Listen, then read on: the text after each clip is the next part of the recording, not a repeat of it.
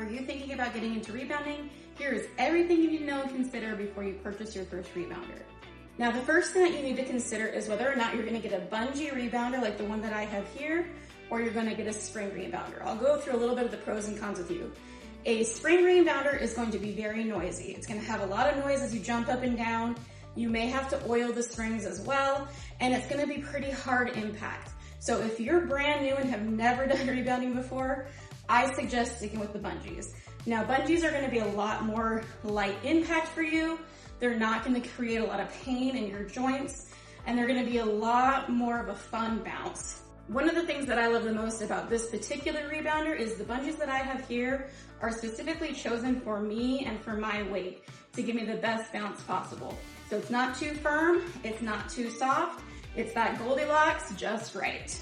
Most conventional rebounders, there's only one option. It doesn't come with anything else. Some of them will come with either a firm or a soft option. There's one brand in particular that allows you to adjust the springs from a little softer to a little firmer. But for the most part, you get what you get. That's one thing that I like about Bellicons is you pick specifically for your weight and what you want. Do you want it soft? Do you want it firm? Do you want it in between? You get to choose with Bellicon, and it's the only one that allows you to do that. Now, there's a lot of cheap rebounders out there on Amazon and a bunch of other places online. Just because it's cheap does not mean that it's going to give you a really good bounce. Let's take a look at how it's assembled. What I have here is a Bellicon with screw-in legs. You can also get ones with fold-in legs. Now, you can see here, there is no budging. The way to disassemble this is that you untwist this here. I keep mine personally set out in my living room so that I can use my rebounder as much as humanly possible. You can get the ones that have fold-in legs so that you can tuck this away and store it if you don't have a lot of extra space. Another thing that you want to consider is, does the rebounder that you're looking at have an option for a support bar? This here is the T-bar. I've also used a U-shaped bar in the past. If you're a beginner and you have any issues with balance whatsoever, you're going to want to get a support bar.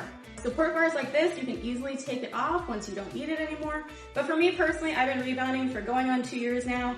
I still like having the safety of this support bar, just in case anything were to happen. Another thing that you need to consider is, what size rebounder do you want? This one here is a 49 inch. Bellicon offers 49, 44, and a 39 inch. Now for me, I am 5'4", so that gives you a little bit of reference. I personally like a bigger rebounder because you have more room to walk around. The smaller rebounder you get, the less space you have to move, more chances if you have any issues with stability of falling off that rebounder. So again, make sure that you get that support bar if you have any balance issues. If you're dealing with limited space, you may want a smaller rebounder, and that's okay. Go with what your gut tells you, go with what you feel is gonna be best for your body. If you're a pretty tall person, you're probably gonna want this bigger rebounder. Some rebounding brands ask you whether or not you want to have your rebounder pre-assembled or for you to assemble it yourself. For me personally, I got mine pre-assembled. Putting on these bungees is not super easy. So if you have any kind of arthritis or any issues with your hand joints, then you're probably going to want to order it assembled. Another thing you want to look at, does the rebounder that you're looking at have replacement parts? Because for the most part, you're going to want to be replacing things after you use it for a good amount of time. So if what you're looking at don't sell individual replacement parts, such as individual bungees, they don't sell replacement mats, then that's probably a cue that that rebounder is not gonna last a very long time, and you're gonna have to continue to buy a whole new rebounder every single time it starts to wear out.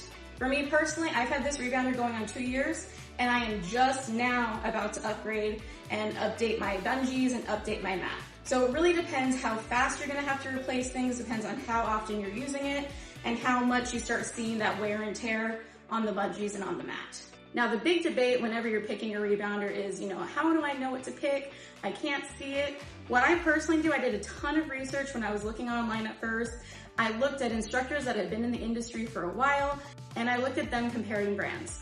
Why did they choose one brand or the other? Which one did they say made them feel better? One other thing that you really need to consider as well is weight limits. Some of us that are plus size, some rebounders are not going to be able to support our weight. So you need to make sure that whatever your current weight is, that you get a rebounder that goes up to at least that weight so that you're protected. If you get a rebounder that you are heavier than it says that can hold, you are gonna bottom out. So when you jump on this thing, you may be potentially hitting the floor when you jump. We don't want that. So the reason I went with Bellicon specifically is because it is the rebounder that goes up to the highest weight and is the highest quality. This rebounder here goes up to 441 pounds, which to me made it the most high quality and inclusive rebounder on the market. So I knew I felt safe using this. Now, at the end of the day, I'm always going to tell you, pick the rebounder that fits best for you. You have to consider budget. You have to consider what type of rebounder you want. You have to consider a whole bunch of things. But really, I want you to get into rebounding because it's one of the most amazing exercises out there. It's low impact, helps with your lymphatic system, is an amazing form of cardio, and honestly, it's just really fun. If you're considering getting your first rebounder, go ahead, take the things that I've said into consideration. I also have a guide in my Facebook group called Rebounding for All, where I list out all the things that you need to consider before purchasing your first rebounder, as well as tons of videos to help to give you a real good visual as what's gonna be best for you. If you have any other questions, go ahead and put them in the comments. I'd love to answer all your questions. There also currently is a 10% off the entire Bellicon website.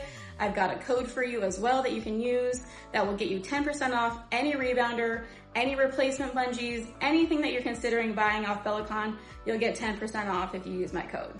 This sale is happening now through August 13th. So if you've been considering a Bellicon, go ahead, purchase now because there's not very many times where you get a 10% off discount from Bellicon. So go ahead, use the code, I've got it below for you. And again, if you've got any questions, I'm happy to help you out.